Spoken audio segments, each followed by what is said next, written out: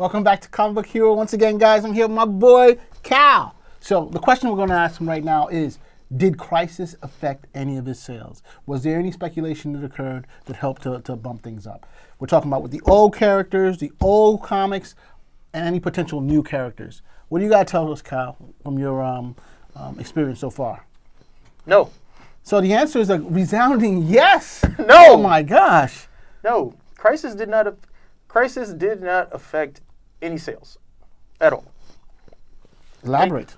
I did buy Crisis on Infinite Earths, because I said I'm pretty certain there'll be some interest in it. So I did pick up a couple of copies. I did have a few, run or two there. But were guys really interested, hand over fist, wanted to read it? No, didn't happen.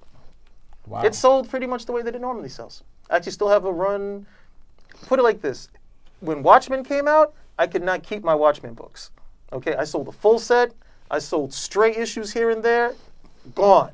Okay, the interest in Watchmen was palpable. These guys wanted that book. The guys wanted to read the story. I'm going to take issue 6. I'll take this. Books that I would have not been able to sell before, the interest in that show made those books saleable at the end of the day.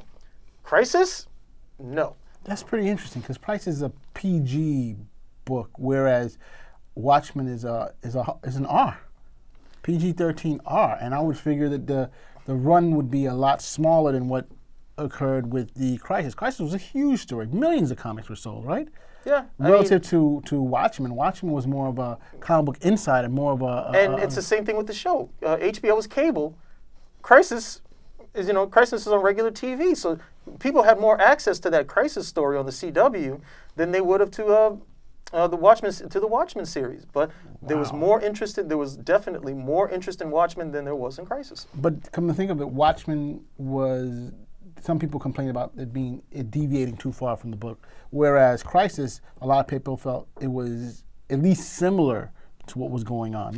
They both deviated, but in order to understand Watchmen, you had to read the book. Reading about it would definitely tie you in, because there were these little sequences they would have where they were talking about characters and what had happened before and trying to understand who some of the characters were. Yeah, reading this first series would have definitely helped you at the end of the day when it came over to doing this. With Crisis, however, no. Yeah, they made quite a few changes in Crisis. They made a lot of changes. The characters, different characters, again, this is a deviation, the Paragon, that type of stuff. And it's also the CW, and I don't think maybe some people just didn't have a lot of faith that, that the storyline was going to actually execute as well as they needed to. And I have to admit, the story I thought the first 3 episodes executed well. They lost steam around 4 and 5. That's how I put it. I didn't really, 4 was a problem for me. Well, 5 was a much better story for me. So that's interesting. I would have thought. And what about any of the new shows that they're coming out? Any of the new characters? Have you seen any pickup there? From Stargirl, from the new Superman and the twins. Oh God, no! No! The new Batwoman, which is one of the most popular shows on CW right now. Tyler Hoechlin is Superman. I like Tyler Hoechlin. I think he's a good actor, and I think he makes a fine Superman. Until you put him next to, they had this sequence where they had everybody standing in the Hall of Justice, and he's got to stand in the back because he's not tall enough to stand next to Brandon Routh. And I was just like, force of personality. Oh, no, I was just, no, Superman has, God.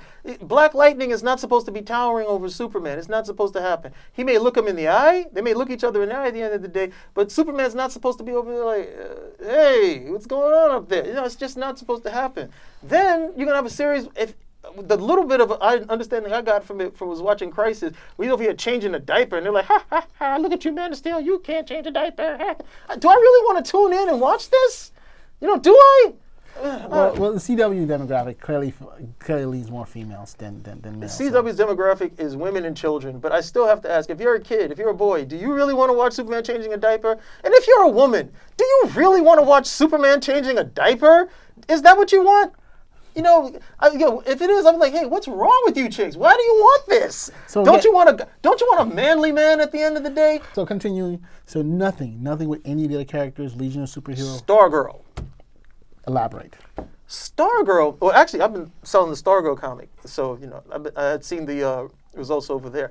Not an easy comic to find. Not an easy comic to find in good condition either, and it's gone up. it's gone up, nice. It was $20, $30, $50. Now, it's really close to the point where it might hit some peak numbers at the end of the day. All you needed is closer to the announcement. But then I actually looked at, trailer for the show.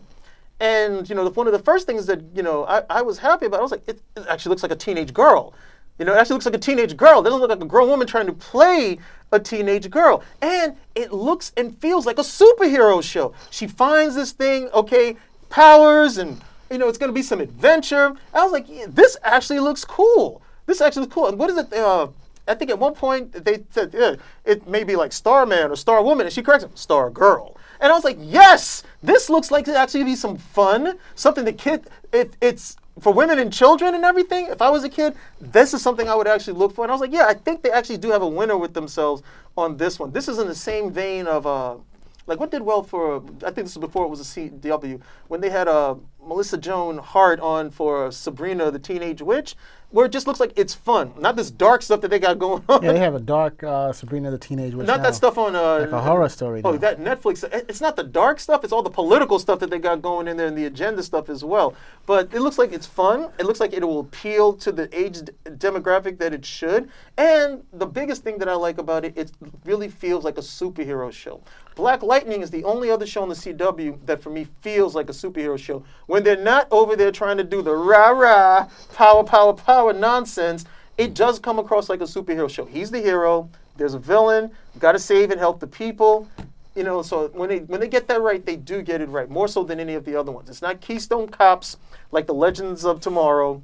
Okay? I like Legends. I like Black Lightning. It's not the everyman sad sack story that they turned the Flash into. That used to be the superhero story, of the CW.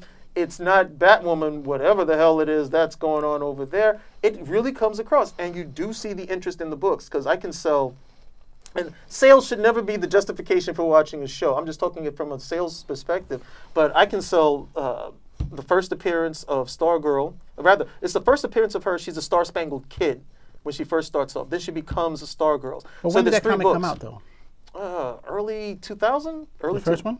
Around the early 2000s, like between 2000 and 2005. I always thought that she came out earlier with the Legion of Superheroes. So she wasn't... No, she was part of the JSA. The JSA, which is older. Well, she's a part of the JSA, and this is like circa about between 2000 and 2006. Okay, around that time. And they were with the JSA. They're legacy characters, so she inherited the title and so on and so forth. And it worked out because there's a first appearance of her in JSA Secret Files. I sell that book, $10 each. That's just her first appearance. Courtney Whitmore, I sell that. Her first appearance in costume. She's a Star-Spangled Kid, though.